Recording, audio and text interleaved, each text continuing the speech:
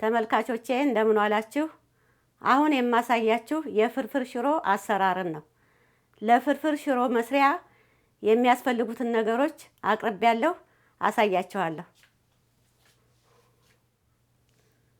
እነርሱም ድቅቅ ተደርጎ የተከተፈ ቀይ ሽንኩርት፣ ጨው፣ የተፈጨ ነጭ ሽንኩርት፣ የተፈጨ እርጥብ ቅመም፣ ዘይት፣ ነጭ ሽሮ፣ በርበሬ፣ የተፈጨ ቲማቲም።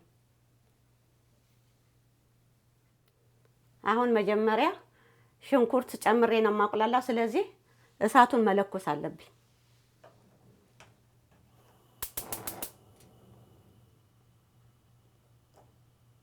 እሳቱን በጣም አነስ ነው የማደርገው። ሽንኩርት ቢቁላላም የድስቱ ባህሪ በጣም ከጋለ ቶሎ ሳያቁላላው ሊያቃጥለው ይችላል እና ተጠንቅቄ ነው የለኩስኩት። አሁን ኃይለኛ ላይ አይደለም።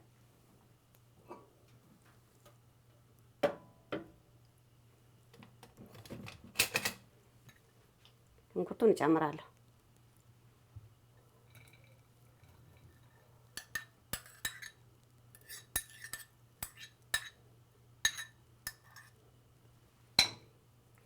የሽንኩርቱ ብዛት የሚወሰነው እንደሚሰራው ፍርፍር ሽሮ ነው።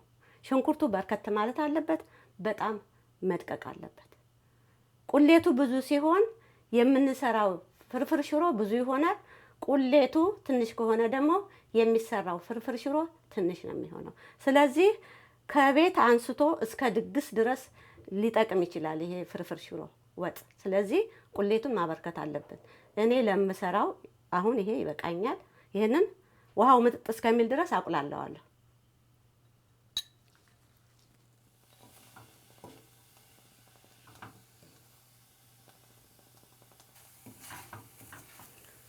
አሁን ይኸውላችሁ መልኩንም ቀይሯል፣ ውሃውንም መጥቷል። የሽንኩርቱን ውሃ እንዲህ ነው መሆን ያለበት። አሁን ምንም ሳልጨምር ውሃ ጠብ አረግና እንደገና አበስለዋለሁ። ሽንኩርቱ በጣም እንዲሞት ማለት ነው። በውሃ ማብሰል ፈልጌ ነው።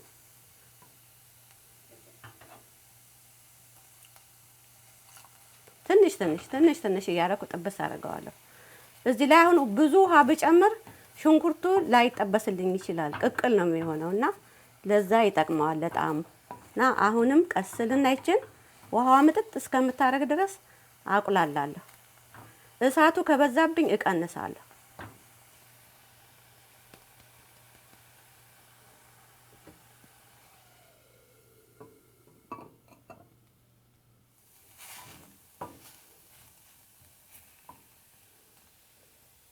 ቲማቲሙን እጨምራለሁ።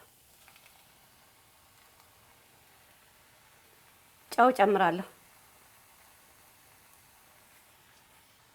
ነጭ ሽንኩርት እጨምራለሁ።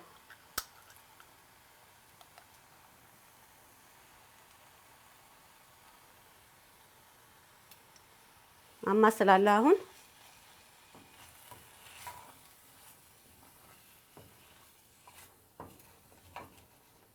እሳቱን ቅድም ቀንስ አድርጌዋለሁ። አሁን ቲማቲሙ እሳት ስለሚፈልግ እሳቱን ጨመር አደረገና አበስላለሁ።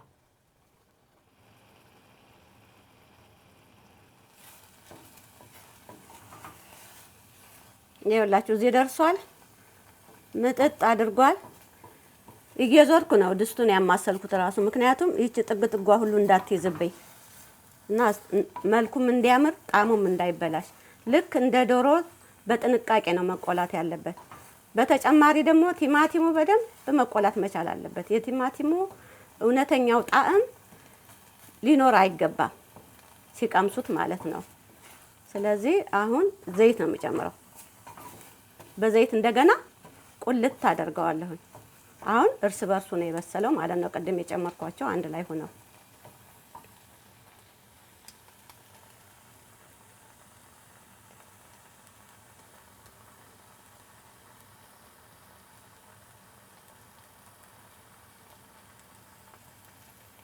እያየሁ ጨምራለሁ። የሚያንሰኝ ከሆነ ዘይት አሁኑኑ ማለት ነው። ግን ላማስልና ለየው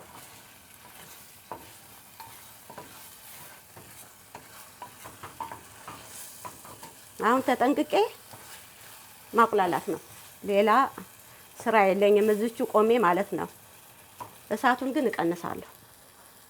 ውሃ ስለሌለው ዘይቱ ካላግባብ እንዳያበስለው ጣዕሙ እንዳይበላሽብኝ በጥንቃቄ አቁላላለሁ። እናንተም ስትሰሩ እንደዚህ ነው የምታቁላሉት። አሁን ብዙ ጊዜ ፈይቶብኛል። እንዲህ ሲያዩት በቀላሉ ጊዜ የደረሰ ነው የሚመስለውና ይሄንን የምነግራችሁ ምንድነው ቁሌቱ ምን ያህል መቆየትና መብሰል እንዳለበት እንድትገምቱና እንድታውቁ ነው።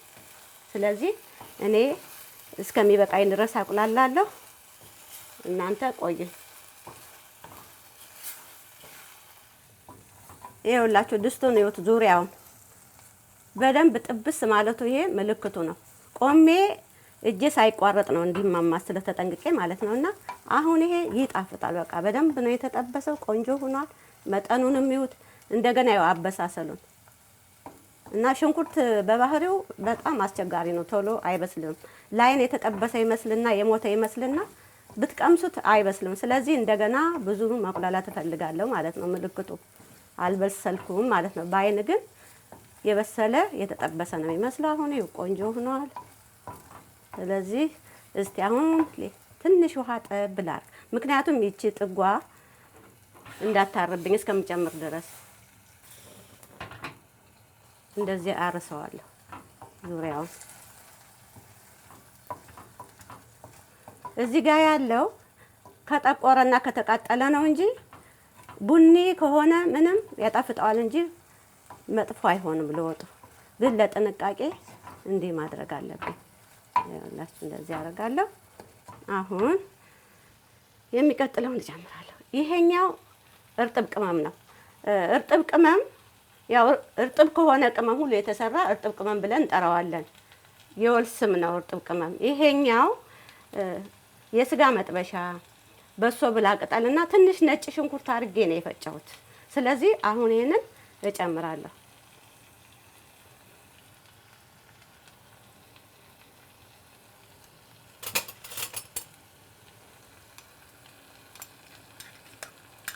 እንግዲህ እንዳልኳችሁ ቅመሙ ይብዛ ይነስ የሚለውን ለመወሰን መጀመሪያ የቅመሞችን ጣዕም ማወቅ ያስፈልጋል። ቅመሱና እወቁ፣ ተማሩ ብያቸዋለሁ። በዛ መልኩ ይሁት። እኔ ይሄ አሁን ይበቃኛል ለዚህች ወጥ። ሌላውን እስከምጨምር ማማሰል አለብኝ እንዳይዝ። ያላችሁ እርጥበት ስላለው አሁን እንግዲህ አይዝም ማለት ነው። ቀጥዬ ነጭ ሽንኩርት ጨምራለሁ። ቅድምም ጨምሬያለሁ። ነጭ ሽንኩርት በጣም ስለሚያጣፍጠው ስለሚፈልግ እጨምራለሁ ማለት ነው። ይሄ ንጹህ ነጭ ሽንኩርት ነው፣ ግን ውሃ ጣል አድርጌ በትኩሱ አሁን ስለፈጨሁት ነው መልኩ ትንሽ ቀየር ያለ ይመሰላችሁ። ምናልባት እንደዛ ብላችሁ ካያችሁት ሌላ ነገር አልጨመርኩበትም። ነጭ ሽንኩርት ነው ማለት ነው። በርከት ማለት ስላለበት ለዚህች ወጥ የሚበቃኝን ጨምሬያለሁ።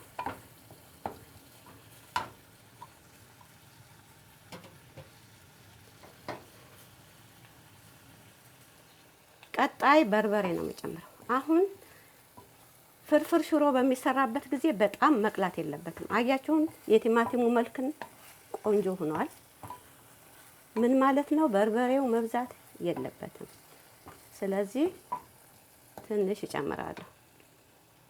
አሁን ይሄ በጣም ቀይ ነው፣ እንዳይበዛብኝ እስቲ ይችን ብቻ ላድርግና ላማስል።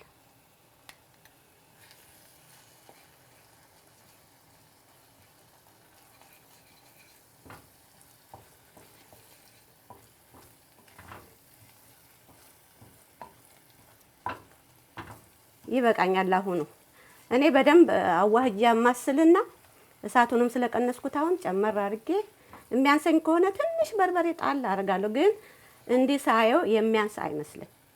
ለማንኛውም ይብሰልና ይዋሃድ።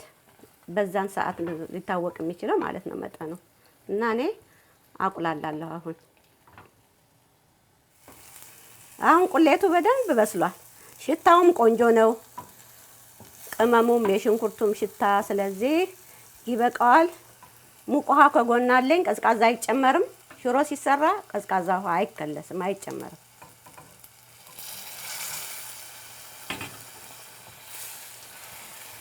የውሃውን መጠን ቀስ ብዬ ነው በኋላ አስተካክላለሁ። አሁን በውሃው መብሰል አለበት።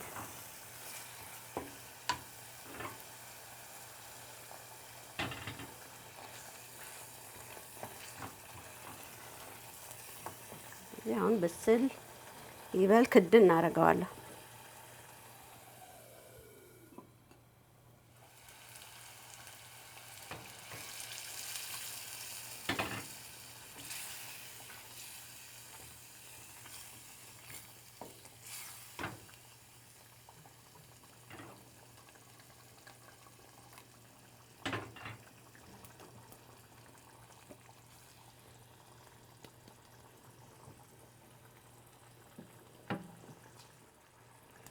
ጨው ያንሰዋል፣ ትንሽ እጨምራለሁ።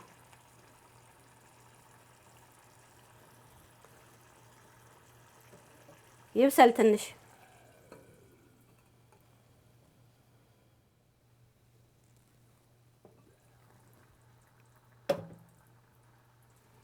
እሳቱን እቀንሳለሁ።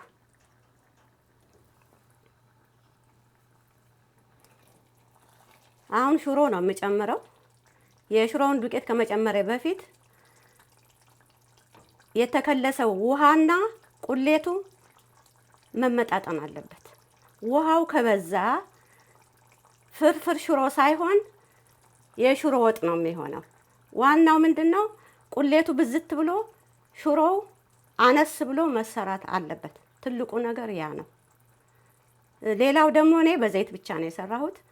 በቅቤ መስራት ይቻላል። በቅቤ ብቻ እንደገና በዘይት ሽንኩርትና አብስሎ ቅቤውን በርከት አድርጎም መስራት ትችላላችሁ። እና አሁን ሽሮውን እጨምራለሁ።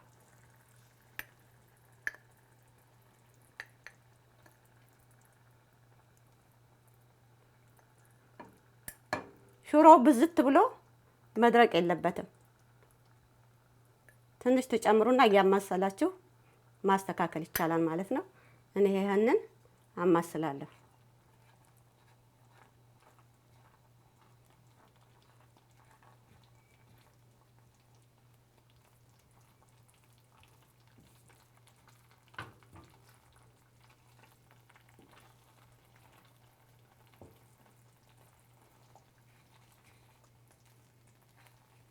ማማሳያውን ጠጋ ብሎ ወደ አንገቱ መያዝ።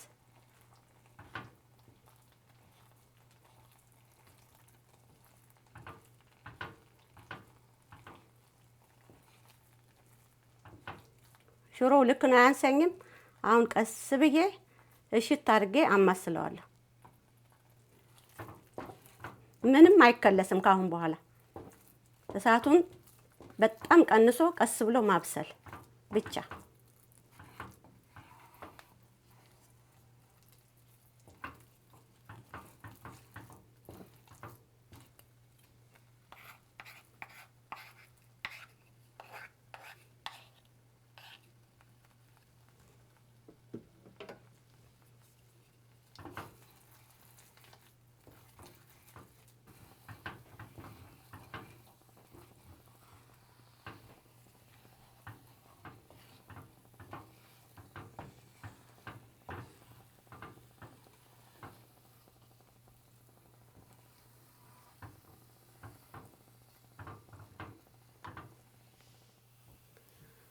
በስሏል፣ ደርሷል። እሳቱን አጠፋለሁ።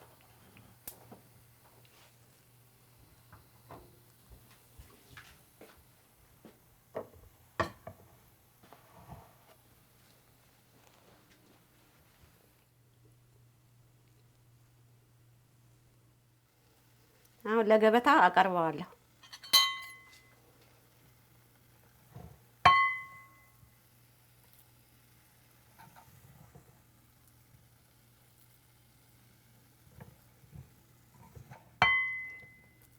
ብዛት እንግዲህ እንደ ተመጋቢው እንደ ፍላጎት ነው እና ይሄ ለድግስም ቢቀርብ ጥሩ ነው ብዬ እላለሁ። እንደ አይነት ስለሚበላ ከሌላ ወጥ ጋር ልክ እንደ አንድ አይነት ተቆጥሮ በዚህ መልኩ ተሰርቶ ለድግስ ማዋል ይቻላል። በዳቦስ ቢበላ ምን ይሆናል? ስለዚህ ለሁሉም ማድረግ እንችላለን ማለት ነው። ይኸውላችሁ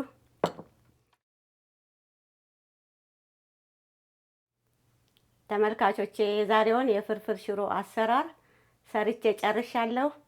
በሌላ ስራ በሌላ ጊዜ እስከምንገናኝ ደህና ሁኑልኝ፣ ደህና ቆዩኝ።